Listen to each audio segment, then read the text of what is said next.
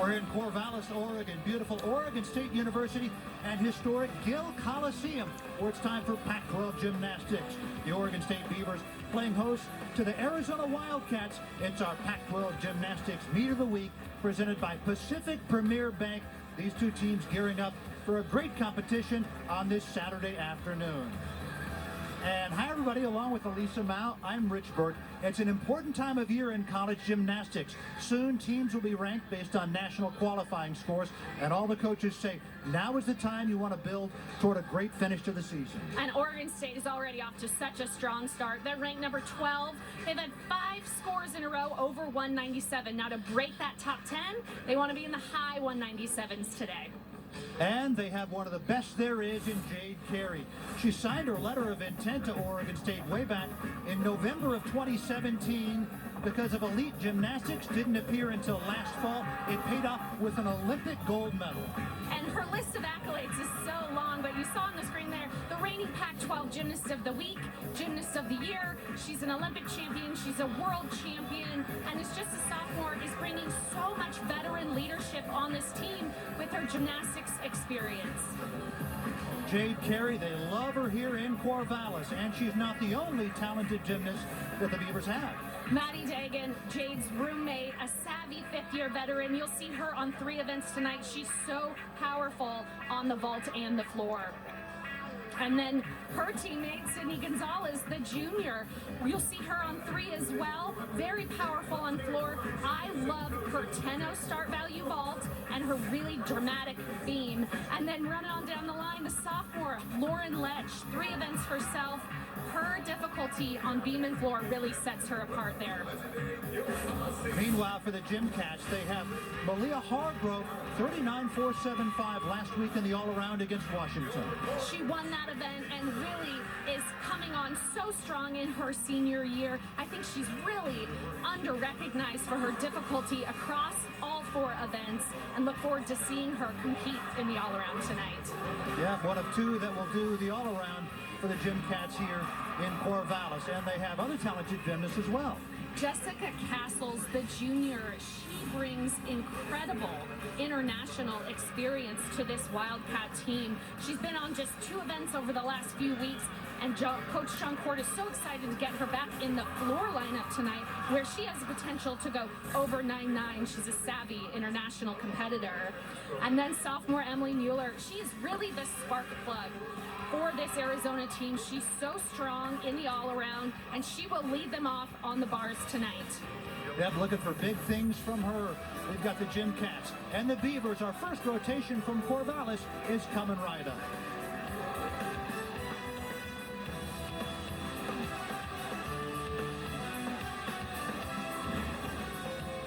Official grocer of the Pac-12 by Clean Simple Eats, elevating life through food and fitness, and by Pacific Premier Bank, the official bank of the Pac-12.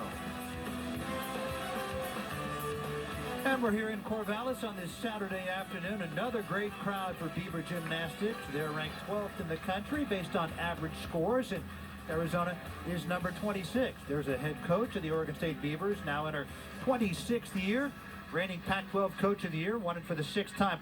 First ever regular season conference title last year for Oregon State, to go along with postseason conference titles in 2011 and 2013. John Court in his 24th year with the Gym Cats and his 5th as head coach.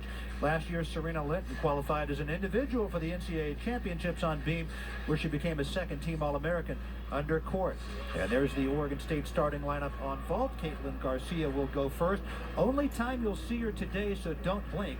She's gone first or second in the lineup each meet with a season high of 9.825, and she's done twice. Native of San Diego, trained at the same YMCA in San Diego from age 4 until coming to Corvallis. She'll start off with the Yurchenko full, very nicely done.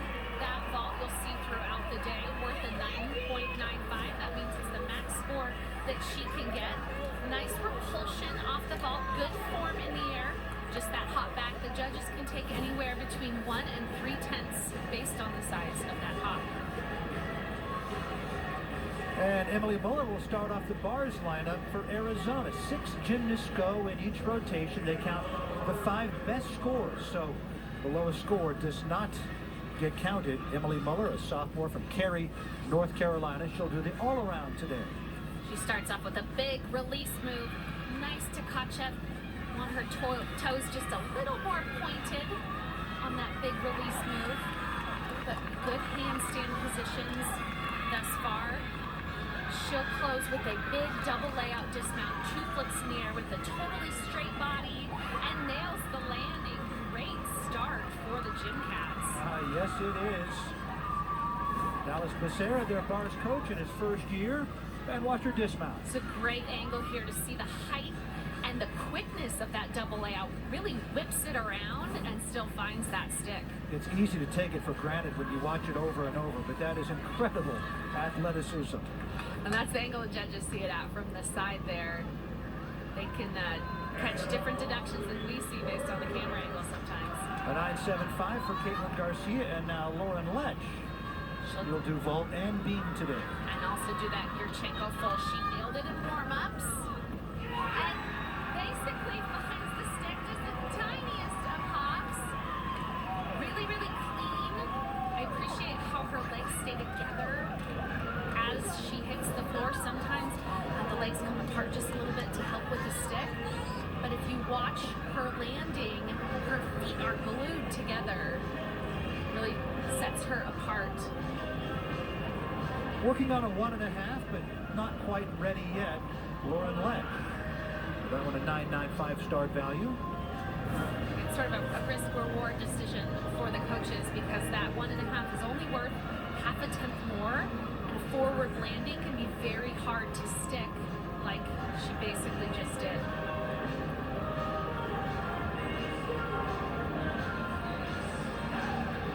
And now it's time for Elizabeth LaRusso after the 9.75 in the first bars routine for the Gym Cats of the day. LaRusso, a sophomore from Las Vegas. Last year as a freshman, competed in 4 meets. 3 weeks ago, she was the Pac-12 Coach's Choice Award winner for her performance at ASU. Her phone blew up in class and became a distraction, and John Court said, hey, you know what, you got to turn your phone on silent. Come on. It was a really big straddle Jaeger, arms a little bit bent on the catch. Judges will take that deduction. She'll do a full twisting double back dismount, 2 flips with a twist in the middle and another stick. Really well done for LaRusso, coming on strong in her sophomore year. Great start for the Cats. Watch the dismount again. Great height, which allows her to spot the landing and find that dismount. I like how high her chest up was up on that as well. And dotting the glasses. 9.825 for Lauren Lech in her vault, and now Natalie Briones. She set a new career high last week with her Yurchenko full. Let's see if she can hone in and find the landing. Oh, you could tell she tried a little too hard for the stick, so she landed on straight legs. The gymnasts need to bend their knees and absorb, almost like a plie in ballet, to nail the landing. So that'll be about a 2.5 deduction, but her entry and her block off the table was phenomenal, but just couldn't quite absorb the landing well enough. That can be really scary. That's where you see some knee injuries at times, so glad that she looks okay. And we'll see Natalie on bars as well. She has a gymnastics pedigree, runs through her family. Her brother Brandon competes for Stanford. He was a reserve athlete on the U.S. men's Olympic team in Tokyo. And now Serena Litton after the 9.8 by LaRusso. Really excellent handstand positions to start. She'll do these between bar releases. She's been out the last 2 weeks, and oh goodness, really scary fall there on one of the easiest moves in her routine. So she just needed to do a handstand with a half pirouette. What she was trying to do there was finish it on top of the bar in the handstand position, because the judges can take a big deduction if they're not right on top of the bar. So she went a little bit too hard to stay on top and then collapsed the shoulder a little bit. It can be really painful on the shoulder and the back, so it takes a lot of stamina to remount and get this dismount. She'll do a double layout, beautiful handstand on the top. Here's her double layout. Nicely done, just a small hop. Really uncharacteristic fall for her. We'll see her on the balance beam as well. So that'll be the score that the Gym Cats hope to drop on bars. A 9-7 for Natalie Briones. All things considered, not a bad score after her little step on the landing. And now Sydney Gonzalez. Different looking vault, the full-on pike off. It's an excellent vault. It looks different. It's a 10-0 start value. What's really challenging about that is she completes the full turn between the board and the table, so it's really intricate. And to get a good block like she did there, that height off the table, is really challenging. And I have to say, she does this particular vault better than many others, but it's really hard coming out of the pike position to stick the landing. So that'll be about a 2-10 hop. You saw the celebration by vault coach Brian Roschilla. So a 9-1-5 for Serena Linton. And now Malia Hargrove, the first of 4 times we'll see one of 2 all-arounders for the Gym Cats today.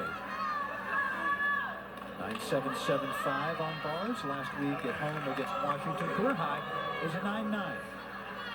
She's competed a lot, obviously, in her senior career. This is not her favorite event. She's known for the leg events. Still good difficulty, but a little sideways on the blindfold. Managed to move nicely into the Tkachev, and really great position on that bail handstand.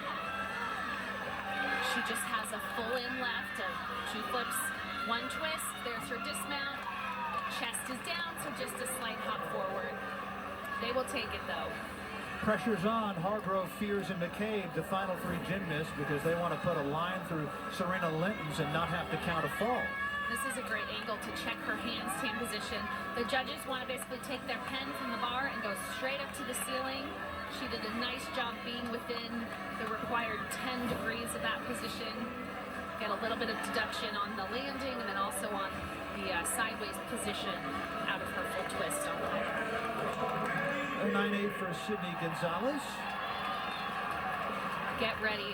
Maddie Dagan and Yurchenko, 1.5 line forward landing. Got a really great block and had to take that step back, which means she lacked a little bit of rotation. You have to really have a precise block, really strong repulsion off the table.